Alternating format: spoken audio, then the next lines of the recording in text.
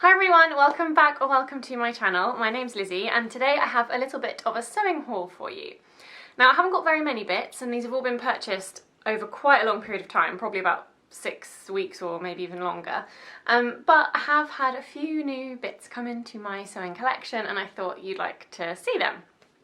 So first things first is a piece of fabric, and I bought this from Fabric Godmother a good few weeks ago and I just saw it on the website, and you know when something just really you're so drawn to it that you go away and the next day you're still thinking about it. Well, I had that and so I decided I just couldn't not buy it.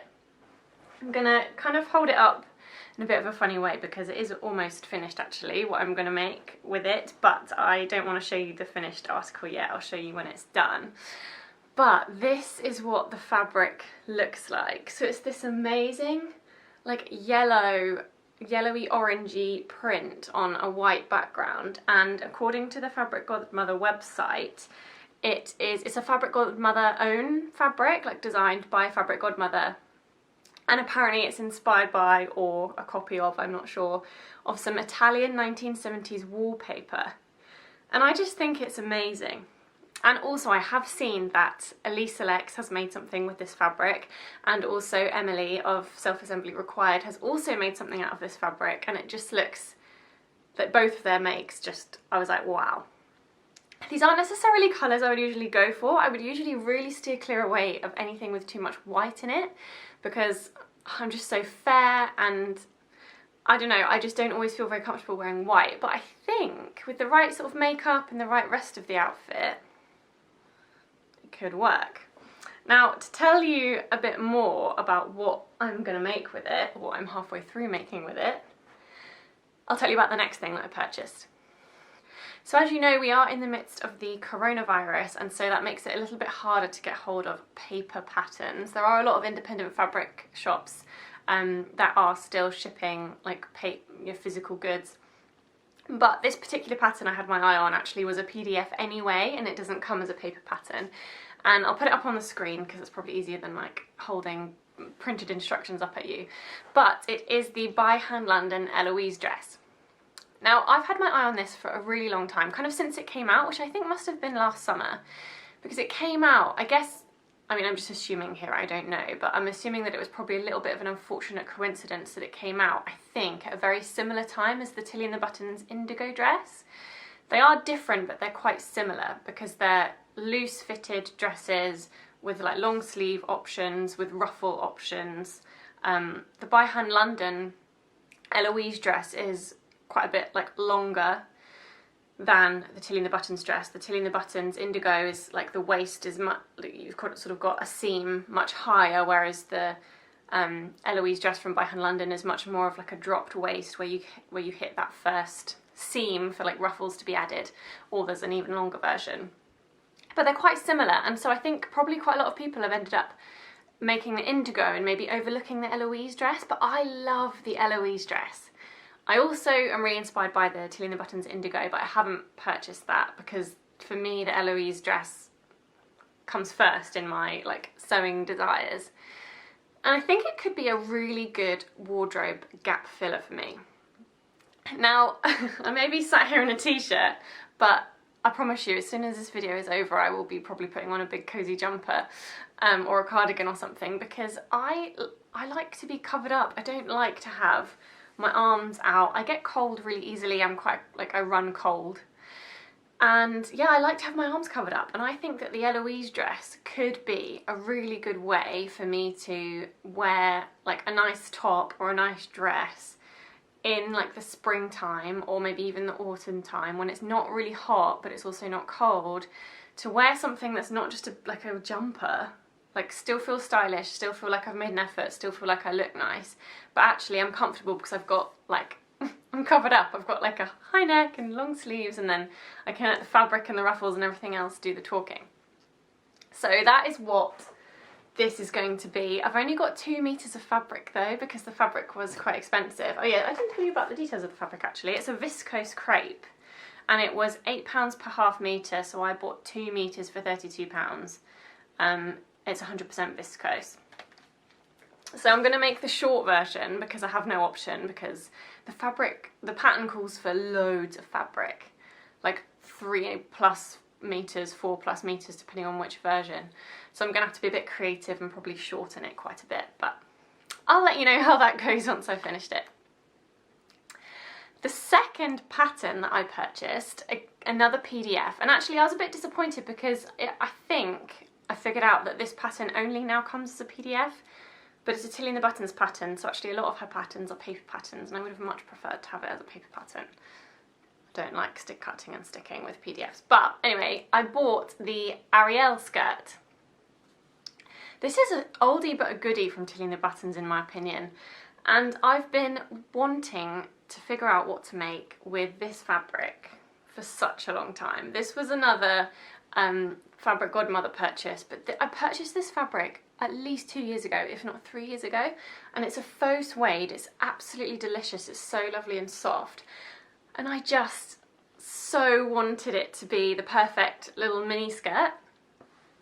And I've kind of made a few mini skirts in the past, but I've never got them quite right because I've sort of hacked patterns and the fit's not been quite perfect. So I thought, no, this fabric deserves to buy a new pattern that's hopefully going to be the perfect design. I have made a dress with this fabric before in grey. I was so in love with this fabric that I bought it in 2 colours. So I made a grey Tilly and the Buttons Megan dress several years ago and added some ruffles and stuff to it. The fit wasn't great, so I'd love to, now I'm more skilled, try to address the fit, maybe. Or maybe hack it a bit, but anyway. So I thought that the Ariel skirt could be perfect for this fabric. And actually, I've nearly finished it. But again, I can't show it to you, or I can show it to you, but I don't want to show it to you because I'm just waiting on the buttons. It was a big deal for me to buy this skirt pattern because I've never done buttonholes before and I was really scared to do buttonholes. The sewing community had kind of lulled me into a false sense of fear about buttonholes, and actually, touch wood, I sat myself down, got my sewing machine instructions, watched a couple of YouTube tutorials, I read the post on the Tilly and the Buttons website about making buttonholes, and they're so not that difficult. So I got myself all revved up to make my buttonholes to finish off my Ariel skirt, and then remembered that I didn't actually have any buttons yet, and I thought it really was the most sensible thing to do to wait until I have the physical buttons to make sure that my buttonholes are going to be the right size, etc. And I've ordered some buttons, and I ordered them from myfabrics.co.uk, and I've since realised that it warned me when I purchased them that it could take weeks and weeks and weeks and weeks and weeks for them to arrive. I assume that's coronavirus related, so it's totally understandable, but I was just a little bit disappointed that I didn't realise that, because I could have potentially found some from somewhere else so that I would have them hopefully by now, but never mind. They will arrive eventually, hopefully, and I've ordered some little gold buttons. So this is going to be a little Ariel skirt with buttons down the side. Did I lengthen it or shorten it? I lengthened it.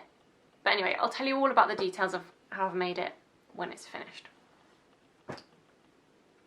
But I'm hoping the Ariel skirt will be kind of a new staple. I think it comes in 2 different lengths. It comes above the waist, which I really like because I've got a very long body and short legs in comparison. So the fact that it nips in at the waist in terms of just the shape of the skirt, but then it rises up above the waist, and I think that would be good for my figure to kind of try and make my torso a bit shorter and elongate the lower half of my body. And I just think the buttons down the side is a really nice design, and I think there's so many different variations you could make. Like, it could look totally different based on the different fabric and buttons that you choose, etc. So yeah, I'm hoping that this will be a successful make and I'll want to make more in the future. The next thing that I have to show you is a birthday present that I was bought by my lovely husband.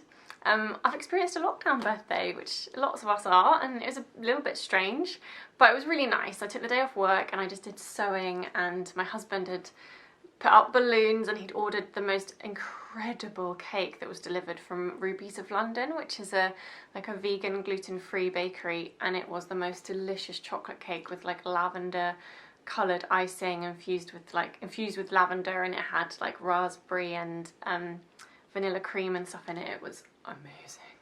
And yeah, I just sewed and we ordered takeaway, and yeah, it was lovely. It was really lovely. But obviously just a bit strange that couldn't, you know, see my friends and go for drinks like I normally would. But he bought me this book.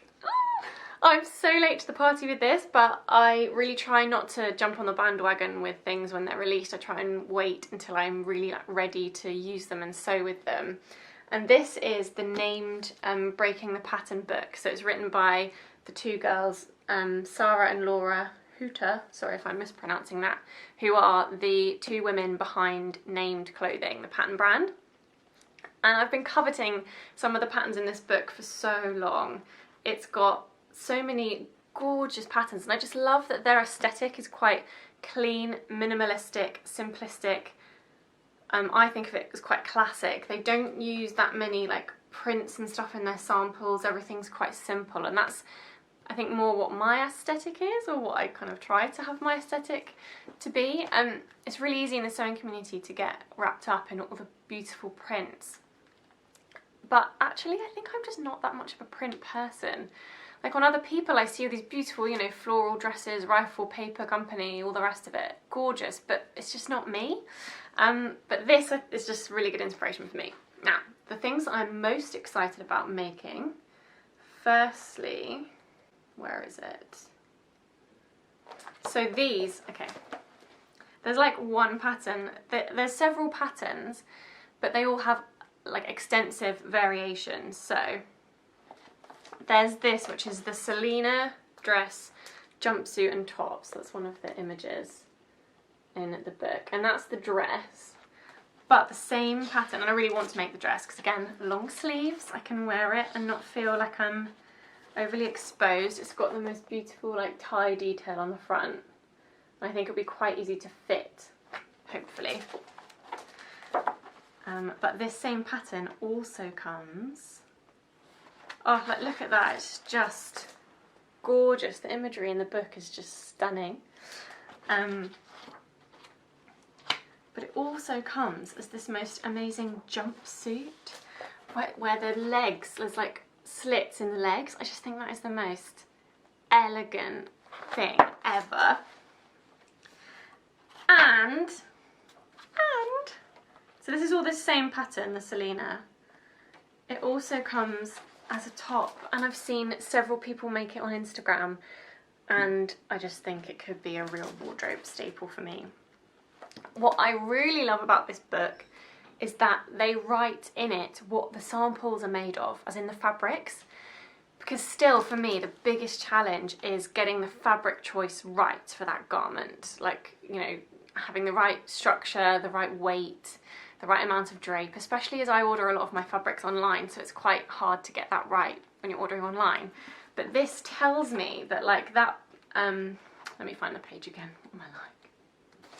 So on the front page, like the sort of title page of each pattern, it tells you the types of fabrics that each of the samples are made of. So it tells me that the sample dress, so the lovely lilac, this dress, is made of a heavily draping polyester crepe.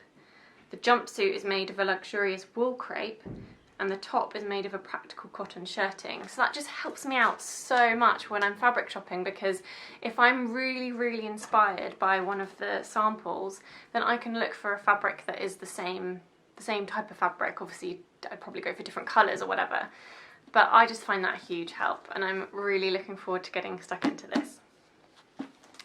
To kind of go along with that is my lovely parents and a couple of my like aunties and things gave me some birthday money to go towards, well, to go towards whatever I want, but I'm definitely going to be spending it on dressmaking things. So I'm going to be buying myself some fabric to make some of these lovely things with.